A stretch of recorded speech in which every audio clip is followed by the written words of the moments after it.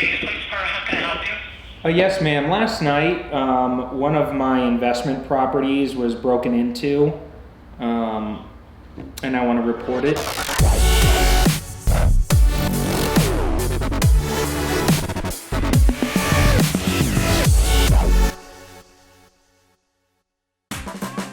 Hey guys, what's going on? Cody Sperber, the Clever Investor here with my son, Hudson Sperber. Hey guys! And, today we had a plan.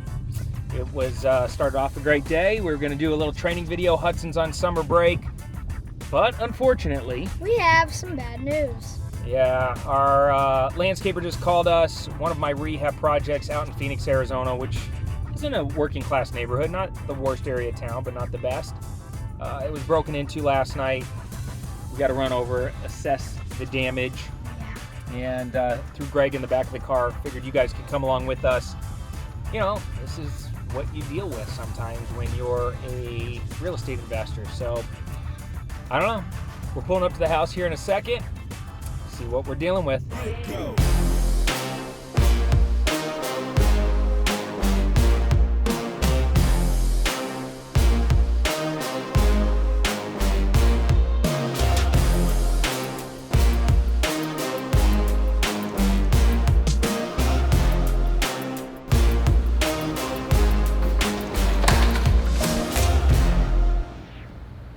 Yeah, so they pulled the stove out, but they didn't do anything with it. They tipped all this stuff over.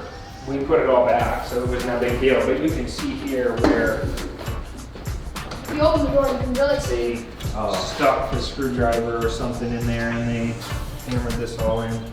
You're gonna have to get that replaced. So, how much do you think the windows were?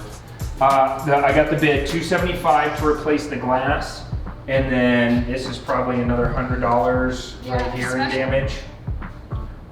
Just the knob, or we're talking about like the whole frame and everything? Well, we're gonna try and fix it without having to replace this door, which is my hope. Because if I have to replace a door, it's gonna be, $500.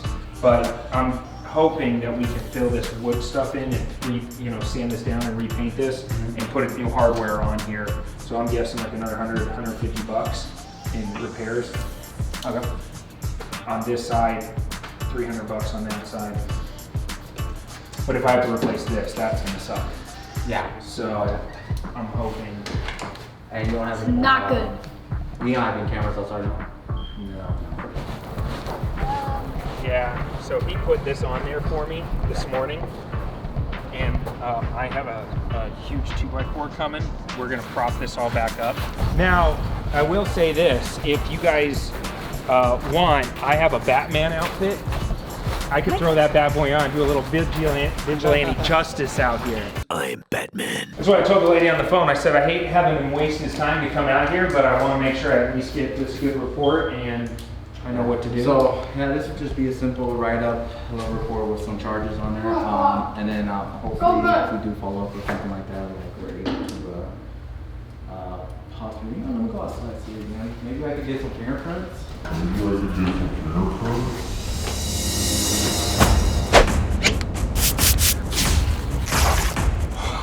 We got you now.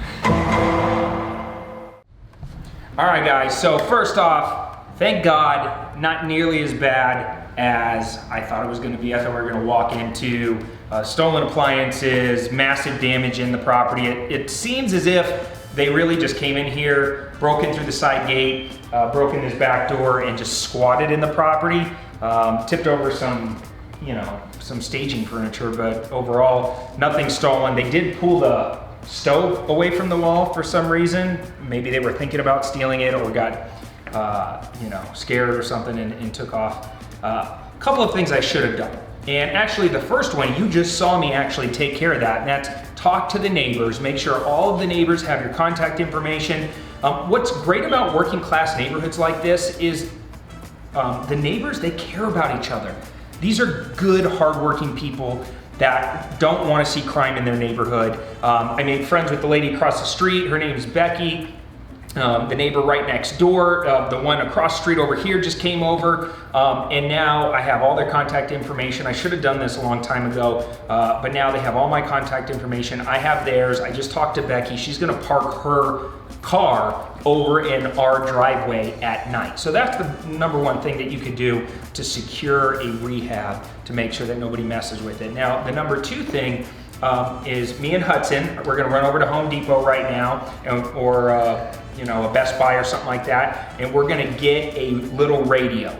Something as cheap as like a little AM/FM radio. We're gonna, since there is electricity here, the property's now completed, we're just gonna plug the radio in right up in the kitchen, turn it on, and just let the radio play throughout the night. A lot of times when somebody comes and they listen in to see if anybody's in the property, if they hear any noise, they just bolt out of here. So that's the second thing we should have done. Yeah. We're about to go do it though, don't worry, we're gonna hook it up. And then another thing you could do, have those fake cameras that when you go to Home Depot, you can buy fake cameras, and it's basically like, you just stick them up in the corners, they got a little red light, you put some batteries in the back, and it looks like a camera. And a lot of times if somebody comes in, if you pair a fake camera with a motion sensor light, and the light kicks on, and then they see the camera, and you just put a couple of those fake cameras around, a lot of times they just bolt out of here because they don't want to get caught on camera. Now, obviously the highest level, and this is probably what you should do if you're doing a nicer rehab or you have a much larger budget and you're really worried about your appliances getting stolen, is actually get a real camera system. You can rent those. Each state has companies that are local that have camera systems. You can even get it if you have Wi-Fi capabilities. You can put in your own camera system and move it from rehab to rehab to rehab. It all runs off Wi-Fi, and it'll ding you on your cell phone. It comes with a little app. It'll ding you on your cell phone if there's any motion detected in the property. So, you know, lessons learned. We cut corners on this one. Now we paid the price. The good news is I called Bryant, my partner, and I was asking him about our insurance right before we started coming over here.